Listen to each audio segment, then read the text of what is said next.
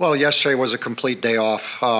Some of the guys came in and trained 30, 35 minutes. As you mentioned, a quick turnaround, even quicker psychologically and emotionally. So we have to be very targeted, not change too much of who we are, and understand what our best assets and qualities are going into this game, trying to accentuate that, and put a team on the field that has the energy and emotion to now perform on a short turnaround. I know sometimes when teams have this stretch where they play 3 games in a week, they'll use the middle game as a rotation game, but that was kind of the marquee, the one that you would circle out of those 3 being the opponent. So how do you guys didn't do a whole lot of rest and rotation, but got maybe some minutes out in the middle of the game, at least for some guys. How do you manage that going into the third leg, and what are you looking at for how much players can give in that third stretch?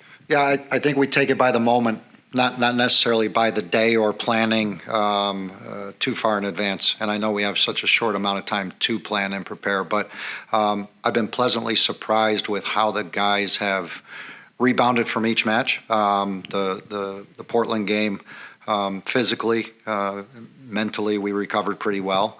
And the way we've trained over the past couple of weeks, the midweek training day has been a pretty heavy load. So the St. Louis game, as the game evolved and as it kind of turned in our favor in tilting the field into their half, we didn't expend an incredible amount of energy from that game. Some guys did, 2 or 3 guys, and so those are the ones that we'll be looking at. But I'm pleased with where we are physically heading into this third game in the week. And then San Diego, an expansion team, just what have you seen from them so far in their first year, and what makes them dangerous that you'll have to stop?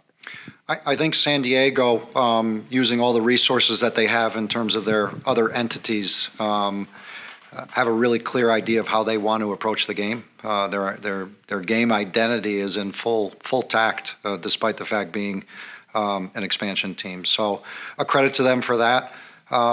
They're very good in possession. They play very well with the ball from the goalkeeper all the way out. They do score a lot of goals and have scored a lot of goals this season.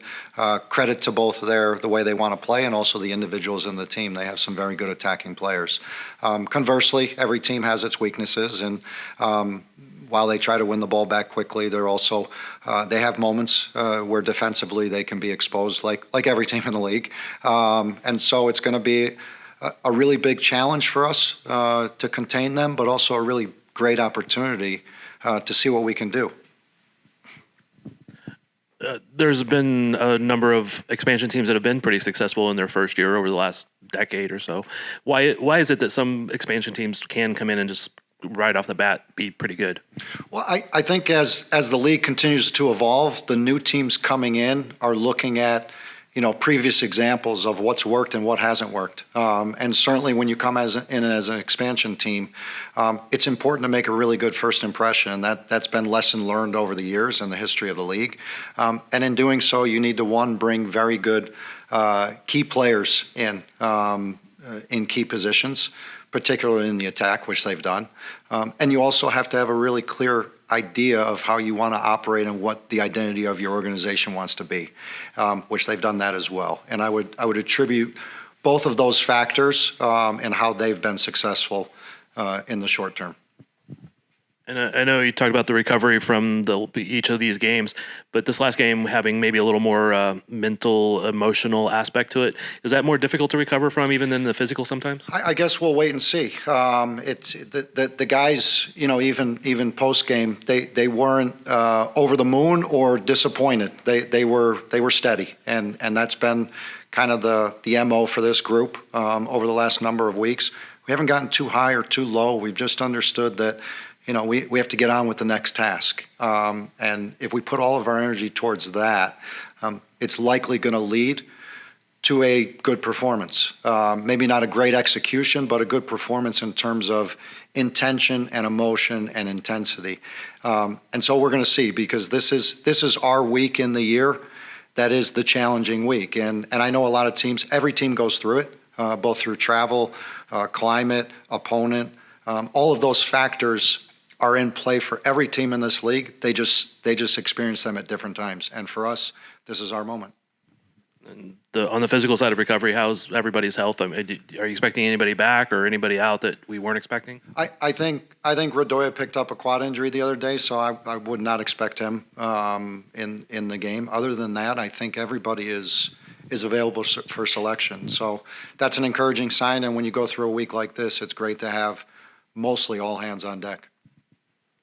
To go through a stretch like this, and depending on if you come away with a result on Saturday, can that really kind of push the team forward even more, knowing you've gone on the road for 3 straight games, you've gotten a couple of results, and then carry that forward into the rest of the month, the rest of the upcoming months as well?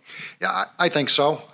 There's still a lot of season to play, a lot of points out there to be had, and so we're not going to define success or failure by the game on the weekend. We've managed the week well. I would have liked a few more points in the week, but from a health standpoint and a performance standpoint, it's been pretty good, and it's been trending now towards this final game in which, of course, there's tactical nuances and strategies for the game, but these 3 games in a week, which they are playing as well, is as much of a gut check, an emotional kind of can you get through the final hurdle of the week. And so if we can not survive that, if we can thrive in those moments, it certainly points to increased momentum. I believe there's a little momentum right now, especially after the comeback the other night, but a result in San Diego would push us even further, and that's what our objective is.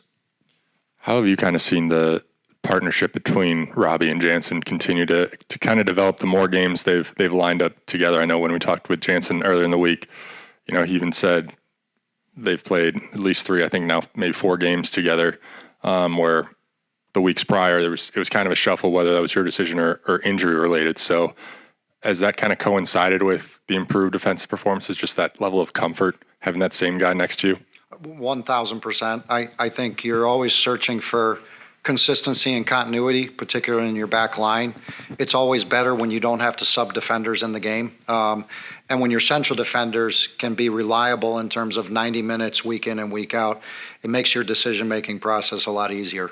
The fact that they're younger players, they can cover a lot of ground, a lot of space in behind, and easily play 3 games in a week. That's a comforting feeling for a coach. And so a credit to them because they've given everything in every game, but they're also capable and available to do that. We talked about ridiculous goals being scored when the team is doing great defensive actions. It feels like that was kind of a similar story in this last game, and Daniel shared some of that frustration. Do you think that there is frustration in the group about the fact that the team has been good defensively but just have gotten unlucky in some of those moments? Yeah, I think it's always difficult to look at a goal knowing that you've pretty much have it covered, and it somehow bounces in, deflects in, whatever it is, and a bicycle kick. All of those things kind of leave you scratching your head. But the comforting feeling is that we are defending well, and we did everything we could on the play, and sometimes that happens in the game, and that's the consistent message that we can't completely control the outcome. We couldn't control the deflection that went over John's head the other night. Very difficult to control the bicycle kicks, even though after the fact you can say, well, just stick your head in there. Sure, it's easier said than done. We had it covered, and yes, as a coach, you can say, well, you should stick your head in there. But I don't like to live like that nor coach like that.